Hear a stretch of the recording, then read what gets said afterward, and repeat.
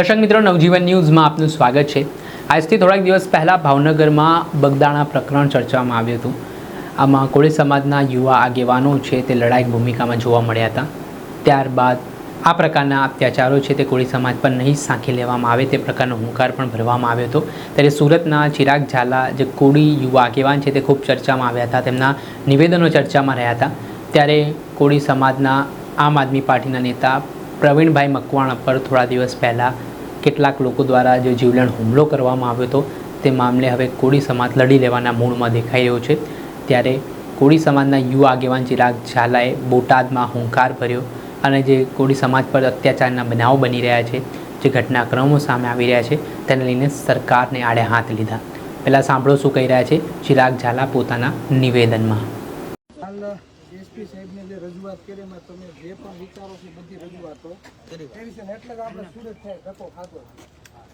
કાલે એને ફોન આવ્યો આપણે કે ભાઈ ગુનો દાખલ થઈ ગયો છે, બરાબર, તમે કીધું બધું કર્યું, બરાબર, એટલે આપણે કીધું કે ભાઈ કાંઈ વાંધો નહીં, રેલી અમે કાઢતા નથી, પણ સાહેબને કહેજો હાજર રે, આવું આપણે સ્પષ્ટ શબ્દમાં સાહેબને કીધું। અમે રેલી નહીં કાઢીએ પણ એસપી સાહેબ હાજર હોવા જોઈએ, હાજર રહ્યા અને તમારા મનમાં જે શંકા છે એ બધી વાત અમે કીધી છે। આપણે એ વખતે કીધું કે એક આરોપી બરાબર અંદર જાય છે 307 માં, પાછો બારોબાર આવે, પાછો સાક્ષીને મારે, બરાબર। જો આવા આરોપી ખુલ્લામ રખડતા હોય, બરાબર, તો પોલીસ પ્રશાસનની ભૂલ છે, તમારા હાથમાં સત્તા છે, પાછા કરો, તડીપાર કરો, બરાબર, આવું કરો।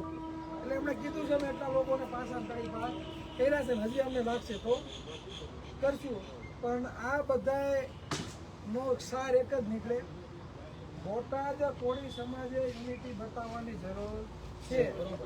મને હજી એવું લાગે કે હજી તમે તમારામાં સહન શક્તિ છે, સહન કરવાની, માર ખાવાની, હજી માર ખાવાની, હજી માર ખાવાની શક્તિ છે, મારી નાવો અને ગમે નાચી મારી નાવો, સહન શક્તિ કદાચ સહન શક્તિ આ વસ્તુ સમજી લો કે વારંવાર થાય। આગળ ઘરે ઘરેથી એક એક વ્યક્તિ આવીને બેસી ગયા હોય ને ભાઈ, જેમાં નવનીતભાઈ ના બનાવમાં ભલે એટલા દિવસ આપણે લડ્યા પણ દાખલો બેઠો વિસ્તારમાં, હવે બીજા આગેવાનોને હાથે ઉપાડવો પડે ને તો 10 વખત છે ને વિચારવું પડે।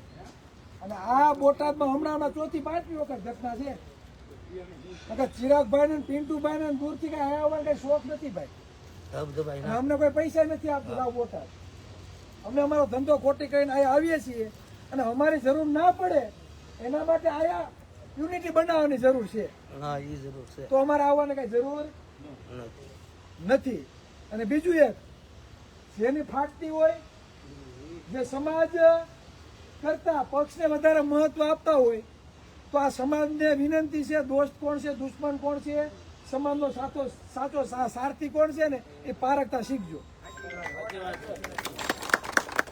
કોઈ ઘરે છે ને કઈ નાખી આવવાનું નથી, અમે તો આયા તમને સહકાર આપીને પાછા લઈ જશું, નથી બોટાદ શું કાલ આવું લઈ જાય હવે આવીએ તો પૂરું થઈ જાય।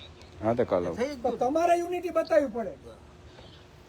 આપણે કાયદો આ વ્યવસ્થા હાથમાં લેવા માંગતા નથી, પણ જયારે ઘટના બને ત્યારે બેસી આવ ને બધા એક જગ્યાએ, તમારા વિસ્તારના ધારાસભ્ય હોય, સાંસદ હોય, એને ફોન કરીને કહો આવો આ તમને મત આપ્યો એટલે ધોકા ઠોકાશે, આ કેવું પડશે।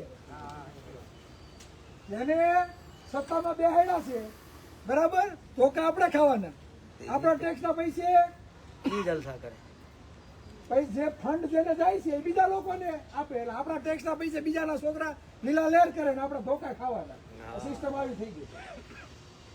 લોકશાહીમાં જેના વધારે મત એનો રાજા, આપણે કોઈના રાજા રજવાડા આપણે છીનવા નથી, આપણે છીનવા માંગતા પણ નથી, પણ લોકશાહી છે, બરાબર, લોકશાહીમાં કોઈ બી વ્યક્તિને ઉભો રહેવાનો અધિકાર છે। કેમ પછી સેવાળાનો વ્યક્તિ પણ કેમ ના હોય, પછી ભલે કોઈ સમાજનો પણ કેમ ના હોય। અને ખાસ કરીને મુકેશભાઈ ઓબીસી સમાજની જ્ઞાતિઓ અંદર અંદર બળા લઈને લડે છે, ભાઈ એટલા જ બધા પાણીયારીના હોય એકા બીજા, ઓલા 60% વસ્તી છે આપણી, 70% લેખે આપણી ભરતી કરે છે, છતાં 70% લેખે ભરતી નથી થતી। આ જોયું તમે દરરોજ આંકડા મૂકીએ છીએ, જેની 10% વસ્તી છે ને હોય તો 60% ભરતી થાય છે અને આપણી 70% એટલે કઈ ભરતી નથી થતી. 60% ઓબીસી માં છે, 146 જ્ઞાતિઓ આવે તો એટલા જ બધા જો ઓબીસી ના બધાને પાણીયારા બર સડતું હોય તો જ્યાં તમારી નોકરીઓ ખવાય છે, તમારું જ્યાં બજેટ ખવાય છે, તો ન્યા લડો ને. અંદરો અંદર લડીને કપાઈ મરવાથી શું થવાનું છે ભાઈ? અને આ યુગ બંધારણનો છે, કલમનો છે, ધોકાનો નથી. અને તમારી તાકાત જે છે ને બધાની એ મતની તાકાત છે. આપણે કોકે કીધું ફેંકે રાખ્યા ને મત, એમાં જ આ વારો છે. એટલે વાસ્તવિકતા સમજજો. અમે તો કોઈ રાજકીય પક્ષમાં નથી, પણ અમે તો સમાજને એવું કહીએ છીએ કે વાસ્તવિકતા સમજો, બરાબર? એટલે વધારે કાંઈ નથી કેવું. જ્યારે જરૂર પડે અમે એની ટાઈમ હાકલ કરજો, અમે આવશું. અત્યારે પોલીસ પ્રશાસને સહકાર આપ્યો, કીધું રેલી નહીં કાઢતા, પણ જરૂર પડશે ને, બરાબર, તો અમે અહીં આવશું. જેમ બગદાણા ગયા હતા એમ, મહુવા ગયા હતા એમ, બરાબર. અને એમને કીધું મુકેશભાઈ કે રેલી નહીં કાઢતા, એટલે રેલી કાઢવી હોય તો કોઈ રોકી ના આવીએ. આપણે કઈ યુદ્ધ કરવા થોડાક આવીએ છીએ? હે? ત્યાં યુદ્ધ કરવા આવીએ? આપણે તો ન્યાયિક રજૂઆત કરવા આવીએ છીએ. પોલીસ પ્રશાસનનું કામ શું છે? શાંતિ, સુરક્ષા અને સલામતી આપવાનું. તમે સુરક્ષા, શાંતિ અને સલામતી આપી નથી શકતા, બાકી અમને કાંઈ શોખ નથી પોલીસ સ્ટેશનના પગથિયા ચડવાનો ભાઈ, બરાબર? એટલે જ્યારે જરૂર પડશે ત્યારે અમને હાકલ કરજો, અમે આવશું. અને ખાસ અહીંયા જે પણ આગેવાનો હોય, કોઈ બી રાજકીય પક્ષનો હોય, આપને કોઈનો ભાઈ વિરોધ નથી, પણ જ્યારે સમાજના દીકરાના ઉપર ચડીને આપણે જ્યારે જોઈએ છીએ ને, એ હાથમાં કાળા સાંભા થઈ ગયા, કુવાડાના ઘા મારે ને અહીંયા લગી ભાઈ માથું ફાડી નાખ્યું. 3 જગ્યાએ ફ્રેક્ચર છે. જ્યારે તમે એની પરિસ્થિતિ જોવ ને ત્યારે અંદરની વેદના બોલે. અને આપણે એમ સમજતા હોય કે ફલાણાના ભાણામાં માખી પડી, આપણે ઉડાડવી નથી. માખી ઉઠીને તમારા ભાણામાં આવીને ક્યારે બેસી જશે ને તમને કોઈને ખબર નહીં. વિચાર કરો, સાક્ષી હોય તો સાક્ષીને ઠોકે છે બારોબાર આવી, એટલે તમારે કોઈનો સાક્ષી નહીં લેવાનો. આમાં કાલ ઉપર કોઈના ઉપર હુમલો થાય તેનો સાક્ષી કોણ દે? બીવડાવે. સાક્ષી નો રહેતા તમારી આ હાલત છે. આવો ભયનો માહોલ પેદા કરે છે. આ જવાબદારી, શાંત પરવાની જવાબદારી આપણા કોઈ નથી, પોલીસ પ્રશાસનને છે. અને આપણા ટેક્સના પૈસા જેને પગાર મળે છે, એસપી હોય કે પીએ, દરેક કર્મચારી, સરકારી કર્મચારી પ્રજાના શું છે? નોકર, બરાબર? એટલે નોકરને કામ કરવું પડે. શાંતિ અને સુરક્ષા માટે બેહાડ્યા છે, આપણા ઉપર રાજ કરવા માટે નહીં. એટલે હવે કોઈ અભણ નથી, બધા શિક્ષિત છે, કાયદો આપણે જાણીએ છીએ, બરાબર? કોકને ઠોકીને આવવાનું, 15 દીમાં જામીન થાય, બરાબર? અને કોઈ સાથે સરભરા કરવાની નહીં ભાઈ. એ તો પાછો હુમલો કરવાનો છે, ખબર છે? 20 દીમાં પાછા જામીન થવાના છે. એટલે આ એક સિસ્ટમ થઈ ગઈ. એટલે આ બધી કામગીરી પોલીસ પ્રશાસનની છે. બોટાદમાં કઈ જાય છે તો પાછી ઘટના બની. એટલે હવે છે ને જેમ બગદાણા થયું ને એમાં બોટાદમાં થાય. આવશું 100%, બરાબર? જેને જ્યાં કિલ્લા મારવો હોય ને ત્યાં મારી લેજો. આ બોટાદની ધરતીમાં આવીને કહી જાઉં, અમને કોઈનો વિરોધ નથી, અમને કોઈનો વિરોધ નથી. અને આ ભાઈજી પથારીમાં બેઠા, અમારા આંખની ઓળખાણ નથી ભાઈ. જ્યાં જ્યાં ઘટના બની અમારે કોઈને ક્યાંય આંખની ઓળખાણ નથી. આ નવનીતભાઈ પર હુમલો થયો, નવનીતભાઈને અમે ઓળખતા નહોતા, પણ કોળીનો દીકરો હતો, કોળીનું લોહી હતું. આ પેટમાં ભરે છે એટલે સુરત ક્યાંય ધક્કા ખાય છે. આ તમારા મત માટે અમે આવ્યા નથી, બરાબર? મત ને આપણે શું લેવા? મત ને આપણે કઈ લેવા દેવા દેવા છે. અને બધી મત માગશું તેની વટથી માગશું, તમારા અધિકારો માટે બધી માગશું ને તેની વટથી માગશું. અને તમારા લોકોના હક અધિકારો માટે માગશું. અને આપણે સત્તામાં બેઠા હોય ને તો ખાલી ગૃહમાંથી એક ફોન જ થાય, બધું કામ થઈ જાય. સત્તાની તાકાત છે, પણ આપણે સત્તાની તાકાત સમજ્યા નથી. જેના મત નથી ગૃહમંત્રી બનીએ, પાછું બીજું ખાતું આપી દે મુખ્યમંત્રી. આપણે 35-40 વર્ષ થયા ચૂંટાઈને આવે છે, કેમ નથી બનાવતા મુખ્યમંત્રી? નો બનાવે એનું કારણ શું છે? ધોકા કોણ ખવડાવે તમને? ધોકા ખાવા હાટું આપણે રાખ્યા. આપણો ગૃહમંત્રી હોય તો કોક આપણે ધોકા ન મારે, આપણો મુખ્યમંત્રી હોય તો કોક ધોકા ન મારે. તમને બનાવતા નથી એનું મેન કારણ એ છે કે તમને ધોકા ખવડાવવાના છે, બરાબર? વધારે વાત નથી કેવી. હવે અમે રજા લઈએ છીએ. આવનારા દિવસોમાં તમારા પડખે જે પણ આગેવાનો આવ્યા, બોટાદ જિલ્લાના જે પણ આગેવાનો તમારા પડખે આવ્યા હોય, ખબર અંતર પૂછવા આવ્યા હોય, તો એની પડખે પાછા બધા ઊભા રહેજો. અમારા સુરત છે આવતા થોડીક વાર લાગશે, પણ તમે અહીંયા બધા હો એટલે જે પણ આગેવાનો તમારા માટે લડતા હોય ને ભાઈ, તો એની પડખે આવીને ઊભા રહેજો. એ જવાબદારી તમારી છે, બરાબર, બીજા કોઈની નથી. અને એકતામાં જ તાકાત છે, બરાબર. સાથે મળીને બધા ભેગા રહેવું તો ગમે એવી જંગ હશે આપણે જીતી જશું. બસ વધારે ની વાત થઈ કે તમારી વાત સુરત કઈ કર્યો કામરેજ હું કામરેજ રહું વાવ નવસદન ગૌશાળા સાંભળજો 2 મિનિટ.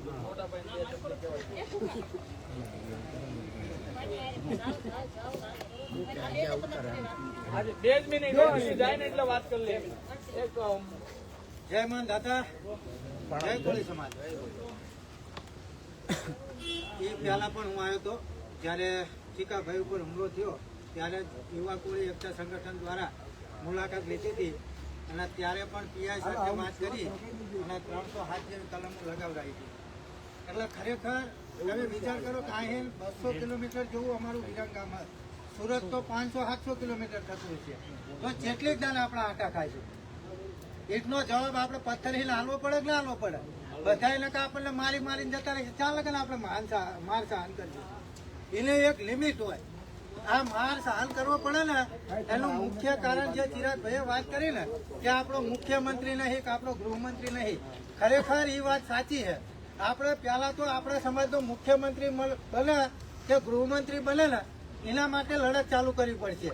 એટલે ગૃહની અંદર આપણો બેઠો છે ને તો તરત ફોન કરીને કહી દે કે યશભાઈ આ રીતનું કરવાનું, મારા સમાજને ધોકા પડ્યા તો એનો તાત્કાલિક વરઘોડો કાઢો. તો ગૃહમંત્રીને કોઈના બાપની તાકાત નહીં કે એ રિકન્સ્ટ્રક્શન ના થાય. જો ગૃહમંત્રી આપણો હોય તો, મુખ્યમંત્રી આપણો હોય તો થાય કોઈને, એ આપણો હોય તો અહીંયા ફોન કરે પોલીસને, પણ આપણો નહીં. એટલે આપણા કમનસીબ કે જે સુરત થી ને વિરંગામ થી ને મુકેશભાઈ ને તારાપુર થી ને વિછિયા થી જસદણ ધક્કા ખાવા પડે છે. અને આ જવાબદારી પેલા કોની હે? આ જે સ્થાનિક આગેવાનો હે ને એની.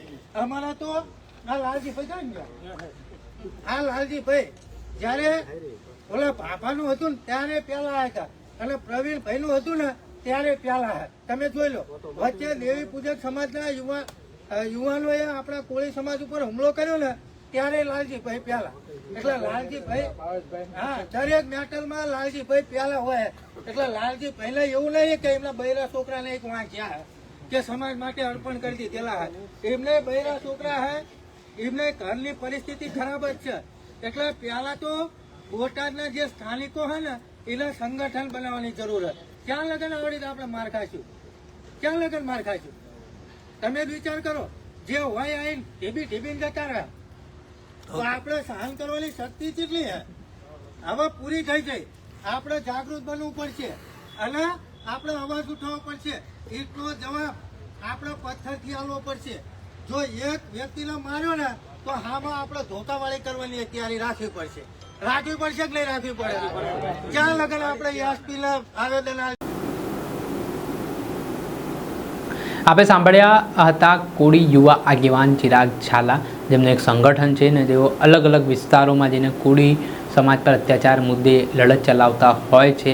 પરંતુ જે પરિસ્થિતિ નિર્માણ પામી છે અને જે ગઢડામાં બની છે તે મામલે ન્યાયની માંગ સાથે તેઓ ડીવાયએસપી કચેરીએ પહોંચ્યા હતા. ત્યારે જોવાનું રહ્યું કે હવે આગામી સમયમાં કઈ રીતની પરિસ્થિતિનું નિર્માણ થાય છે. દર્શક મિત્રો, આવા જ નવા વિડીયો સાથે આપણે માહિતગાર કરતા રહીશું. એટલે નવજીવન ન્યૂઝ જોતા રહો.